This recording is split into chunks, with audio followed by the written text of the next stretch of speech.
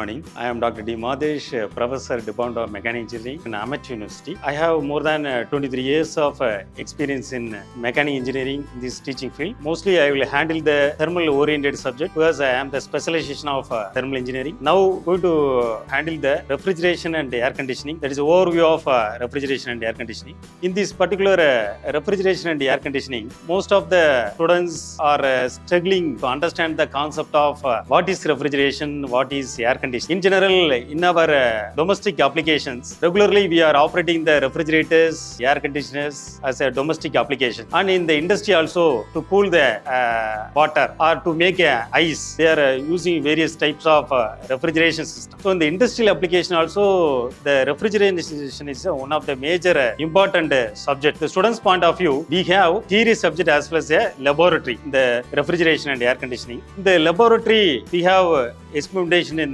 VCRS, vapor compression refrigeration system. The technology is applied both in refrigerators and air conditioners. So this topic is selected for this presentation. First I will tell what is refrigeration. The refrigeration means the maintaining the temperature of the system below surrounding temperature. We can maintain the temperature very low temperature. Even for example, if you want to store a vegetable or if you want to store a fish or milk, anything in a refrigerator, we have to maintain very low temperature. Then only the food can able to preserve well. And the persons, those who are consuming the milk or coffee or whatever may be, that should be maintain at a correct temperature. So the heat transfer is one of the major parameter in this refrigeration. First, the basic fundamental thing is the refrigerant is a working fluid which is used in the entire system. For example, if you take the VCRS system, already formed the VCRS, vapor compression refrigeration technology is implemented in the refrigerators and air conditioners. When you see in the refrigerator, there the VCRS, vapor compression refrigeration system, have a major role. The major component of the VCRS systems are evaporator, then condenser, compressor, expansion division. Here, these evaporator and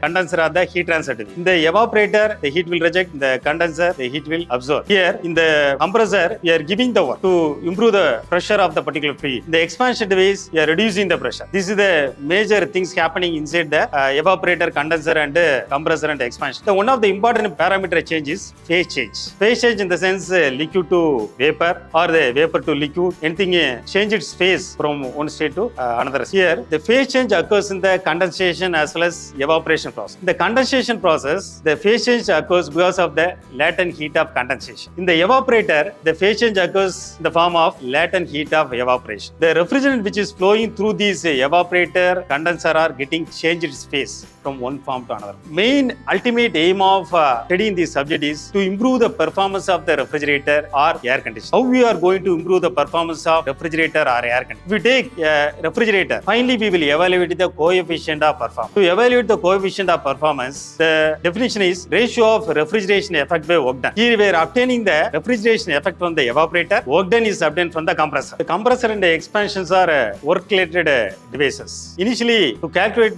this kind of COP, the refrigeration effect by work done is a major formula. Here the refrigeration effect is obtained from the evaporator and the work done is obtained from the compressor. So finally, we are getting the COP value. Based upon the COP value, we can evaluate whether the refrigerator is performing well, whether the air conditioner is performing well, that we can calculate. For these cases, in the practical side, we have the pressure gauges, temperature, everything we can measure in the practically. We can measure the inlet condition and the exit condition of a compressor, inlet condition and exit condition of the evaporator, inlet and exit of the compressor, then expansion device. So through the pressure gauge, how much pressure is required to the condenser or the evaporator, that clearly we can evaluate. This kind of data we can collect through the experimentation process. So here in the refrigeration air conditioning, this VCRS system is not only technology. We have one more technology called vapor absorption refrigeration system. This vapor absorption refrigeration system is mostly used in the industry purpose. And in the large scale, very huge amount of